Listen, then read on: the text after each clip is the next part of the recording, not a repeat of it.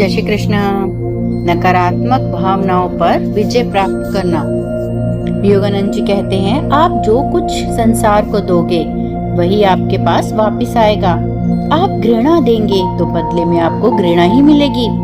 जब आप अपने मन को असंगत विचारों और भावनाओं से भर लेते हैं तो आप अपना विनाश कर रहे होते हैं। किसी से घृणा अथवा क्रोध क्यों करें? अपने शत्रुओं से भी प्रेम करें। क्रोध की आग में क्यों उबलते रहें? यदि आपको किसी बात पर क्रोध आ ही जाए तो तुरंत इस पर काबू पाएं और काबू पाने के लिए थोड़ा सा टहलें। 10 या 15 तक गिने या अपने मन को किसी सुखद बात की ओर लगाएं। बदले की भावना को त्याग दें। जब आप क्रोधित होते हैं तो आपका मस्तिष्क बहुत गर्म हो जाता है और आपके हृदय के वाल्व की कार्य प्रणाली में बाधा आती है और आपके पूरे शरीर से शक्ति का ह्रास होने लगता है। शांति और अच्छाई को निश्रित करें, क्योंकि यही आपके अंदर स्थित ईश्वर के प्रतिबिंब की वास्तविक प्रकृति है, आपका सच्चा स्वरूप है। तब कोई भी आपको अशांत नहीं कर सकता। जब आप ईर्ष्यालु होते हैं तब आप शैतान की माया के साथ षड्यंत्र में होते हैं। जब कभी भी आप क्रोधित होते हैं तो शैतान आपका मार्गदर्शन कर रहा होता है। किसी भी समय जब ईर्ष्या, भय या क्रोध की वाणी बोलती है तो स्मरण रखें कि वह आपकी वाणी नहीं है और उसे आप जाने का आदेश दें। परंतु जब तक आप उस नकारात्मक भाव को अपने मन में सुरक्षित आश्रय देते रहेंगे, तब तक चाहे आप कितना भी प्रयास कर लें, आप उस बुराई को बाहर निकालने में सक्षम नहीं होंगे। भीतर की ईर्ष्या, भय, क्रोध को जड़ से समाप्त कर दें, ताकि जब भी कोई आवेग आपको घृणा करने या चोट पहुंचाने के लिए उकसाता है तो भीतर की दूसरी, उससे भी शक्तिशाली वाणी आपको प्रेम करने के लिए और क्षमा करने के लिए प्रेरित करती है। अपने भीतर की उस वाणी को सुने। ईर्ष्या हमेशा ही हीन भावना से आती है और शंका एवं भय से स्वयं को अभिव्यक्त करती है। यह स्पष्ट करती है कि व्यक्ति दूसरों के साथ अपने संबंधों में स्वयं को संभाल ना सकने के कारण डरता है, चाहे वे संबंध वैवाहिक हों, संतान के प्रतीक हों या सामाजिक हो। यदि आपको लगता है कि आपके पास किसी के प्रति ईर्ष्यालु होने का कारण है, उदाहरण के लिए यदि आपको यह डर है कि जिससे आप प्रेम करते हैं वह व्यक्ति अपना ध्यान किसी अन्य की ओर स्थानांतरित कर रहा है, तो सर्वप्रथम यह समझने का प्रयास करें कि क्या आपके भीतर कोई कमी तो नहीं है और स्वयं को सुधारें। स्वयं का विकास करें। किसी अन्य व्यक्ति के प्रेम और सम्मान को बनाए रखने का एकमात्र तरीका प्रेम है। पूर्णता निरंतर अपना सुधार करते रहने में ही है, ताकि आप दूसरों को खोजें, इसकी अपेक्षा दूसरे आपको खोजेंगे। स्वयं का सुधार करने में प्रयासरत होते समय भी अपने सद्गुणों और आत्म मूल्यों में सुरक्षित अकेले डटे रहना सीखें। यदि आप चाहते हैं कि दूसरे आप पर विश्वास करें तो ये याद रखें कि केवल आपके शब्द ही प्रभावी नहीं होते, तो आप क्या हैं और अपने भीतर क्या अनुभव करते हैं, आपकी आत्मा में क्या है। भीतर में सदैव देवता बनने का प्रयास करें, चाहे दूसरों के साथ कैसा भी व्यवहार करें। सच्चे, स्नेही, दयालु और समझदार बने। जब आपके पास कोई क्रोध में आता है तो स्वयं पर नियंत्रण रखें कि मैं क्रोध नहीं करूंगा। मैं शांति को तब तक व्यक्त करता रहूंगा जब तक उसकी भावना नहीं बदलती। जब कोई प्रिय व्यक्ति हमारे धैर्य की परीक्षा, हमारी सहन शक्ति की सीमा से अधिक करने का प्रयास करता है तो हमें चाहिए कि हम किसी एकांत स्थान में चले जाएं, द्वार बंद करके कुछ शारीरिक व्यायाम करें, ध्यान में बैठें और लंबी गहरी श्वास लें और छोड़ें और ईश्वर के साथ एक रूप होते हुए ईश्वर से प्रार्थना करें कि हे परमपिता, आप सब में विद्यमान हैं, मुझ में भी और मेरे प्रियजन में भी।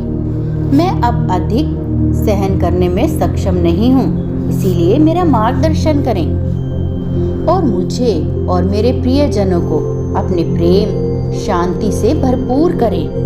और यह प्रार्थना हमें तब तक करनी चाहिए जब तक कि हम शांति के गहन भाव से भरपूर न हो जाएं। योगानंद जी कहते हैं कि आत्म संयम हमेशा ही कल्याणप्रद रहता है, यानी धैर्य पूर्वक गलत विचारों को अच्छे विचारों से बदलना या निंदनीय कार्यों को सहायक कार्यों में बदलना हमेशा लाभदायक होता है।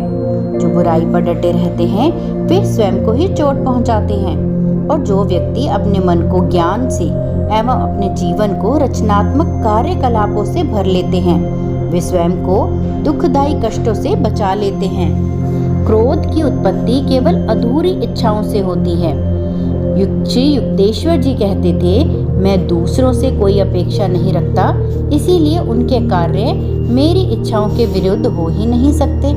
यदि कोई आपको गहरी चोट पहुंचाता है तो आप इसे याद रखते हैं, परंतु उस बात पर ध्यान देने की अपेक्षा जिसने आपको चोट पहुंचाई है। आपको उस व्यक्ति के बारे में सभी अच्छी बातों को सोचना चाहिए और अपने जीवन की उपलब्धियों के बारे में सोचना चाहिए।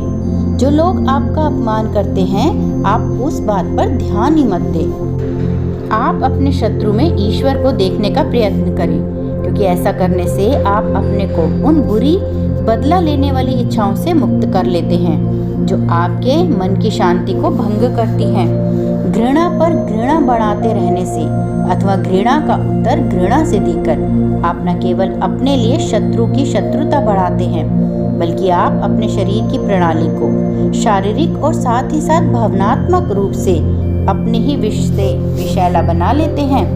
अपने हृदय में दूसरों के लिए केवल प्रेम रखें।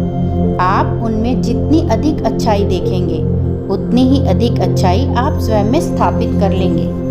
भलाई की चेतना को बनाए रखें। लोगों को अच्छा बनाने का तरीका है उनमें अच्छाई को देखना। उन्हें तंग मत करें। सदा स्वयं को नियंत्रण में रखते हुए शांत और सौम्य रहें। तब आप जान पाएंगे कि मिलजुल कर रहना कितना आसान है। अपने मन को दूसरों की सभी प्रतिकूल आलोचनाओं से मुक्त करें। एक ग्रहणशील व्यक्ति को सुधारने के लिए प्यार से एक दृष्टि का या संकेत का प्रयोग करें, परंतु सुधरने के लिए उसे बाध्य ना करें। और चाहे आप चुप रहें तो भी आलोचनात्मक विचारों को निरंतर ना बनाए रखें। कभी कभी विचार शब्दों से अधिक प्रभावशाली हो सकते हैं।